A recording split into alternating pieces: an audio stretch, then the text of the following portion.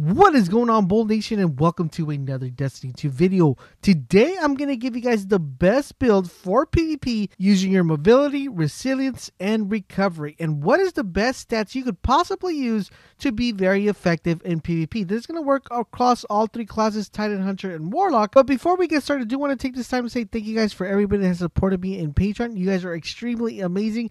And as a way of giving back, if you guys do the Patreon, I will be helping you guys with trials and the raids. So do keep that in mind if it's something you guys would be interested. But without further ado, let's talk about the best build for PvP. Now, if you guys are new to Destiny, or even if you're a current player who is coming in from Destiny 1, mobility, resilience, and recovery are things that you probably aren't really familiar with. It changed a lot from Destiny 1, and also if you're new to Destiny, you probably are trying to figure out, what's the best thing I could possibly do to actually get the best results in PvP. So let's go ahead and talk about what each one does, and then I'll tell you guys exactly why I believe this is the best build and why I recommend you guys using this and trying this out for your character. Now, let's start off with mobility. So mobility increases your movement speed and maximum jump height.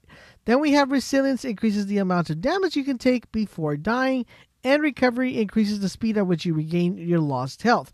So let's start off with mobility. So mobility increases the movement speed and maximum jump height. Now, jumping in this game is not that big of a priority, especially on all three classes. You're not going to notice that much difference if you boost this all the way up to 10, if you boost this up to 5. There's not going to be that much of a difference. Also, the increased movement speed is not based on how fast you're going to sprint. It's actually based on how fast you walk. So mobility is not that big of an issue when it comes to actually putting this apart. The only time mobility will be productive for you is if you plan on strafing. Now, strafing becomes very viable in PvP, and if you consider strafing to be a very key component for you when you're playing PvP, then you want to push this mobility up to like a 3 or a 4. Next up, let's go ahead and talk about resilience. So resilience increases the amount of damage you can take before dying. This is just based on fall damage or a grenade or anything like that, but this one kind of goes pair in pair with recovery. So basically, I would say anything that's 4 or higher is a really good point to hit the resilience. Now, if you're 3 or if you're 4 and lower, you're going to be dying at a regular cost the way regular people do. The higher you increase the resilience, the more you're going to be able to take. Let's take, for example, being shot by a Mida. Usually, if your resilience is 4 or lower, it's going to take about 2 headshots and 2 body shots. That's a total of 4 shots. If your resilience is higher than 4, it's going to take 5 shots to actually kill you. So that kind of gives you an idea of what, where you want to play around with resilience. The last one we're going to be talking about is recovery. Now, recovery increases the speed at which you regain your health. So basically, if you're shooting someone and someone's shooting you back, this is, and you take cover, this is going to increase the amount of time that it takes for your health to go from 0 or from the red all the way back to filled up. Now, I would say anything that is 8 or higher is a really good recovery. Me personally, I think anything that's 9 or higher is really, really good, especially for PvP, because that gives you ability to go ahead, shoot the enemy, take cover, and get back into the forefront of the fight fairly, really quickly. Not only that, but if you're running a Warlock, you have your Rift, so your recovery is going to be increased a lot more quicker. Now, let's talk about what is the best build. So personally, this is what I consider to be the best build. Usually right now in Trials, everybody's running around with the Mida. So the Mida kind of cancels out the whole mobility aspect of your Warlock. If you're running the Mida in Trials or you're playing with the Mida, then your mobility stat is not going to be important. That's why I like to keep my mobility at least at a 1 or a 2.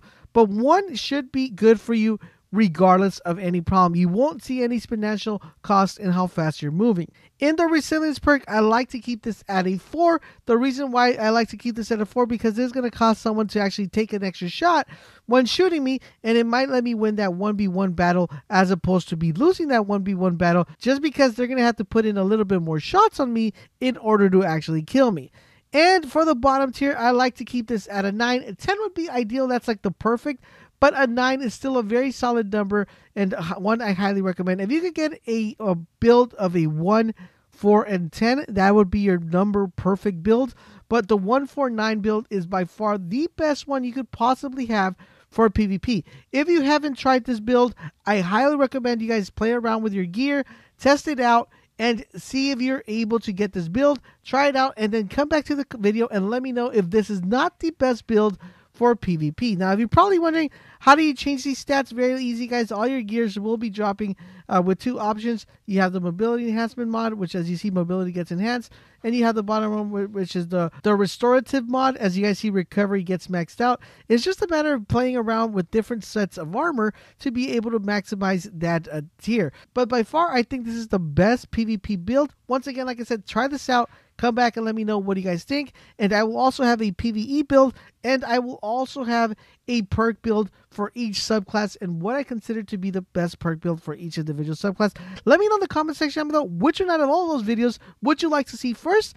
Please let me know in the comment section down below. I hope you enjoyed the video and found it informative. Now, if you did, please remember to help me out by liking the video and most importantly, sharing the video with your friends. If you want to stay up to date with all things gaming, make sure you hit that sub button. And if you want to get in touch with me and stay informed on the latest things that are happening in the channel, the best way is to hit me up on Twitter at GFLaserbolt. The link is down below, and also follow me on Twitch. If you would like to support the channel, you can always join the Laser Nation by supporting us via Patreon. Once again, the link is also down below. Thanks for watching, and I will catch you guys on the next video.